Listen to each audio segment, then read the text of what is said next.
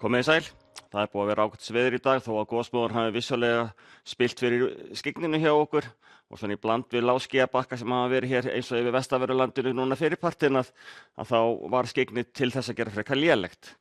En ef við lítum hér á stóra yfirlitskorti hjá okkur að þá erum við með lagið hér sem er að koma hérna yfir Bretlandseyjar og svo aðra sem er í raun föst vestur af Grænlandi og hún mun síðan ásamt viðbót sem kemur frá Bandaríkjunum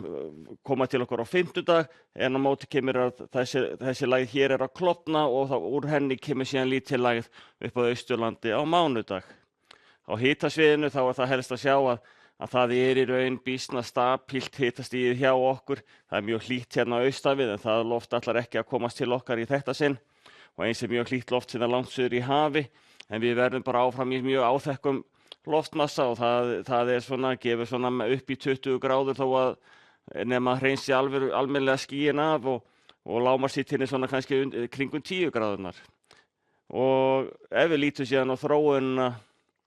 í kvöld, nótt og í fyrramálið að þá er svona sumstaðar hér svona einhverjir skúrabakkar sem að myndast hér og þar og það er ekkert hægt að kannski taka of bókstaflega hvar þeir lenda en það er svona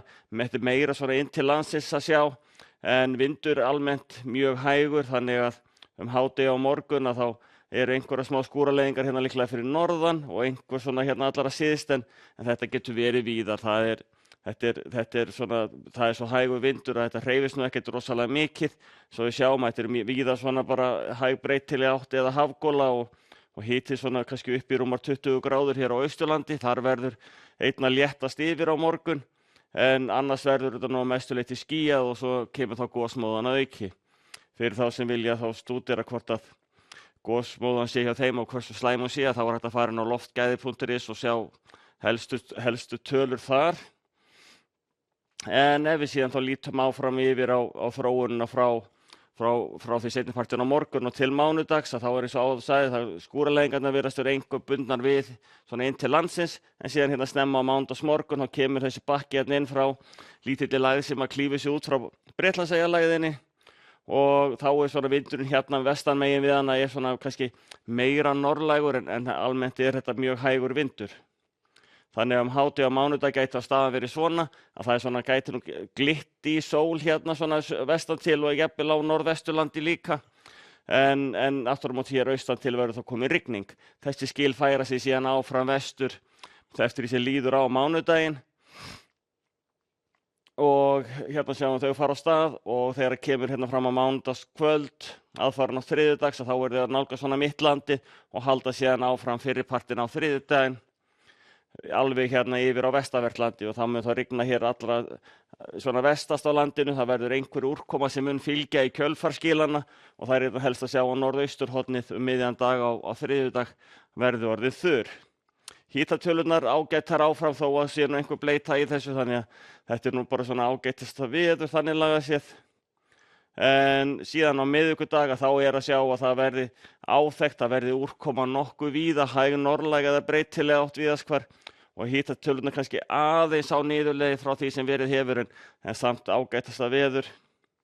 En ef við færum okkur síðan yfir til Evrópu þá erum við með þessar tvær lægðir hér á morgun, annars vegar yfir Bretlandseyjum og hins vegar hér yfir Austur-Evrópu og það er býsna óstöðugt lofti á þessum slóðum þannig að mikið skúraviður, þrumur og eldingar og möguleiki á flóðum sumstaðar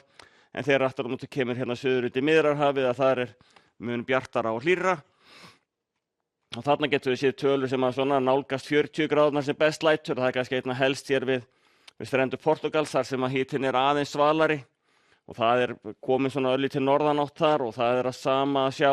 ef við færum okkur niður til Kanarí að það er norðanátt og hitinn svona svipar eins og í Portúgal svona